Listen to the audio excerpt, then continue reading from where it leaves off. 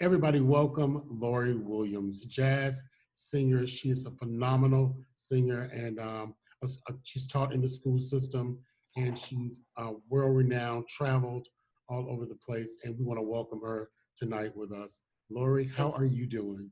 I'm doing well. Thank you so much. Yeah, I can't complain. It doesn't even make sense to complain. Everybody's going through the same thing. So Yes. How's your family? How's everybody doing throughout this, this time? we're blessed. I'm grateful that I haven't heard any reports of anybody being truly sick. Yeah. And Praise so God. praise God. Everybody's well. My children are well. Everybody's well. Mm-hmm. Wonderful, Mm-hmm. wonderful. What have you been doing to stay busy through this time?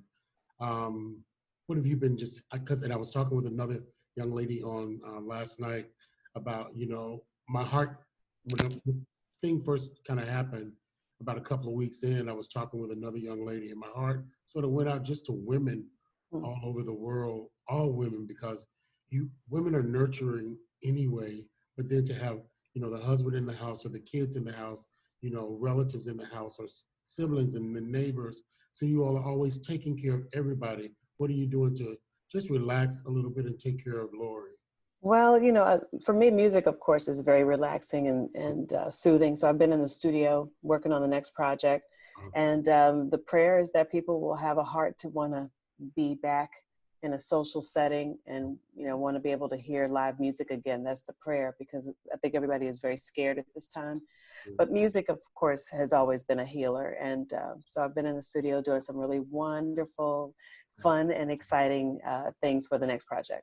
Awesome. So that takes me right into my next question. What should we be expecting from the new album? Oh, I can't say so much right now, but just know that it's really, really good music and some covers and some original material. And of course, it's produced by Bob Baldwin, and this will be the second project. Maybe the second project for mine that he's produced, but we work together, but really excited about this one. So it's a follow-up to Out of the Box. My fifth CD was Full Circle, which was a straight ahead produced by Alan Johnson, co-produced by Alan Johnson. But I wanted to get back to the theme of the really good, smooth, contemporary music that we were doing on Out of the Box, because the response was really phenomenal. And I had a lot of fun doing it. So we're back in the studio doing that. That's awesome. What song was Move? Which album was the song Move On? Hold On. Hold On, that's it. Yes. Okay, yeah, that's Out of the Box. Okay. Yeah. I love it. I think I've heard that song 20 times today. It reflects me just back to, oh God, like in the 90s. Well, let me tell you, it was actually written by my daughter, Lauren Highsmith. Get out of here. Yeah, my daughter, she's in Atlanta and she's doing her music, and she's also working on her doctorate at Emory. So she goes by the stage name of Lavahai, L-A-V-A-H-I. Okay. But she's brilliant-minded and very talented. Of course, I'm, biased and proud mama. Yeah, and it's hard to believe that you have a daughter in college. Oh, it's working on her doctorate now. She'll be 28 this year. Wow. Yeah, and my son will be 13. Year-old. Yeah, my son will be 13. My son, Yusef Khalil. Mm-hmm. Wow. You just performed on the, what is it, the 2020 Capital Jazz Super Cruise. What was that like? Well, this is my third time on the Super Cruise, but my first time as a lead artist. And I co-headlined, of course, with Bob, and it's always fun sharing the stage with him. So we had a lot of fun, lot of fun. But, like I said, this was my third time on the cruise, and I was singing background for artists like George Duke, God rest his soul, Stanley Clarke, Stanley Clark, Oleta Adams, Yolanda Adams, Howard Hewitt. So Phil Perry. So I've had a chance to perform with a lot of great artists as a background vocalist. But this was my first time being a lead, and it was truly phenomenal. That's wonderful. What did you enjoy most about just performing on the boat, the ship? Do you get, like, is there a lot of rehearsal time? Is there a lot of putting forth the effort into making the show and you don't get to enjoy the cruise? Well, it's just a no. This was great for us because we had one night to perform, and we did 2 shows in that one night.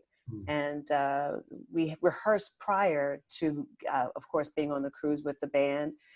That was the band for the cruise. And then we got on the ship and did another rehearsal and had the show and had the rest of the cruise to really enjoy other artists.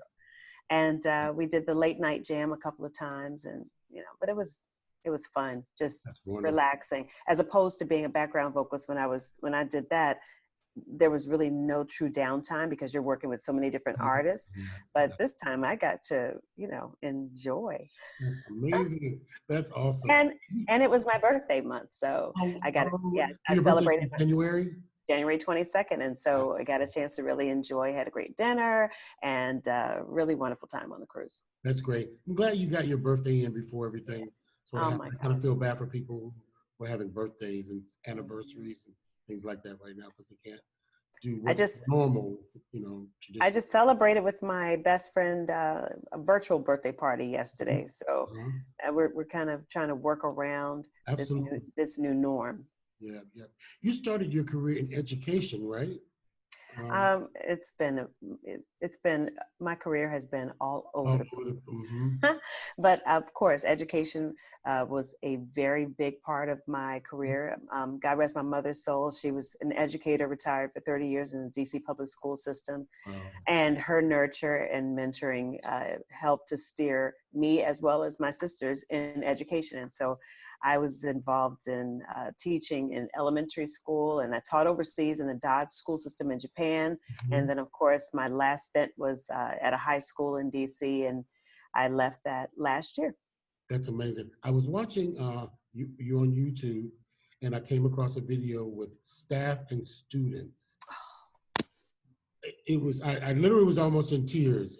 Every time I watch it, I'm in tears, and I have to give a shout out to Alicia, who was my student, and she was so wonderful. It was an actual project that she did for her media class, and it turned into something that I treasure. It's the best tribute ever. It truly is.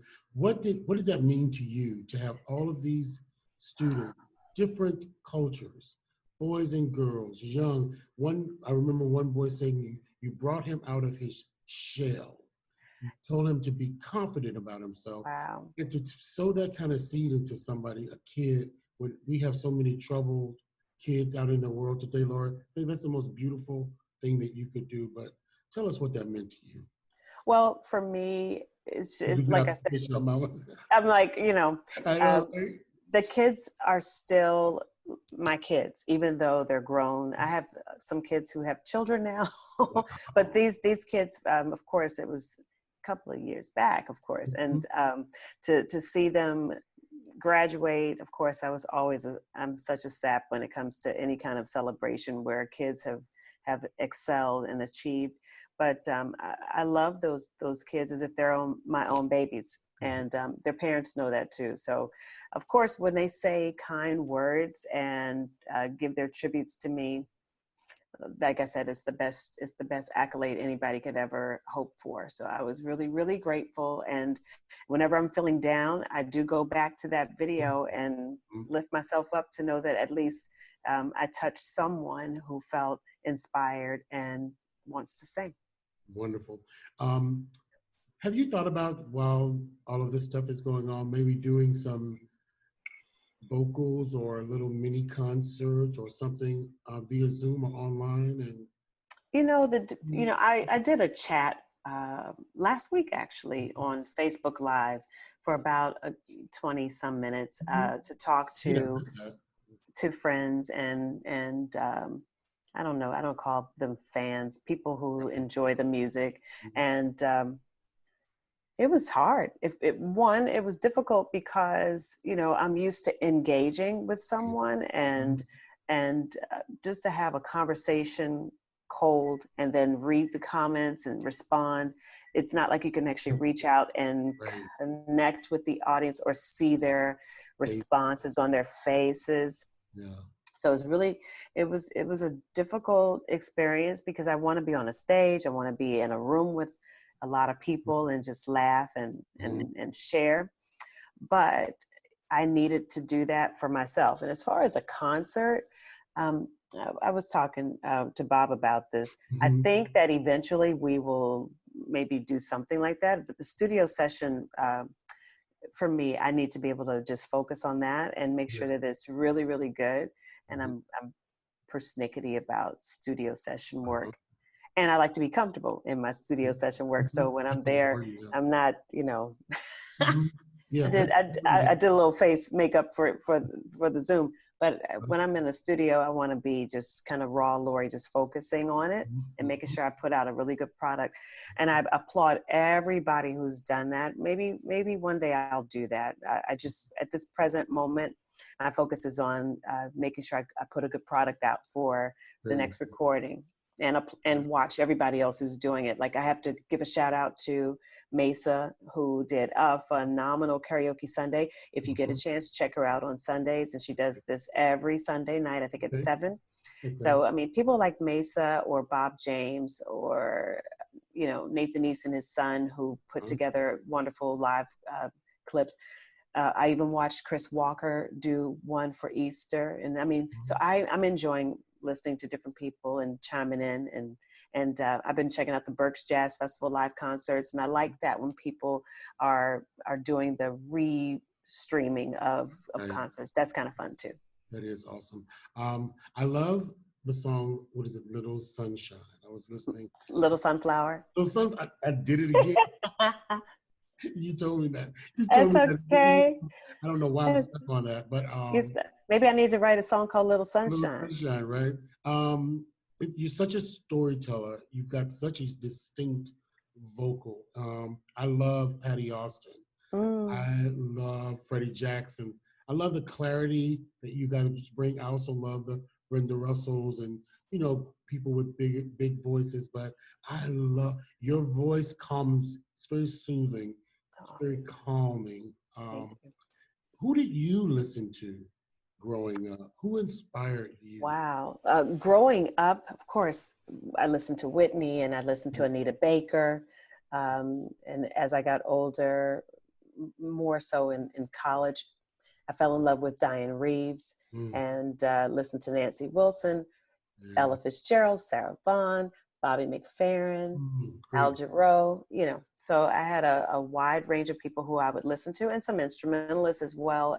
When I attended Hampton University, I immersed myself into the jazz studies program. I wasn't there as a jazz studies major, but jazz gravitated towards my heart. So and then I worked at the radio station as a jazz programmer while I was there.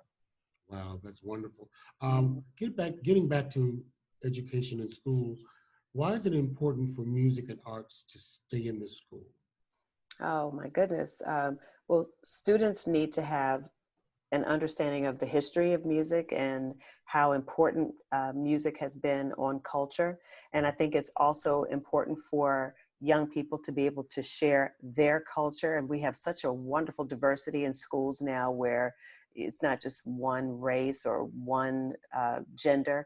People are able to hear and see all walks of life. And I think that it's really great that education helps to bridge that gap for young people to be able to understand how it's important, why we need to keep it and preserve it, not just jazz, but all types of music.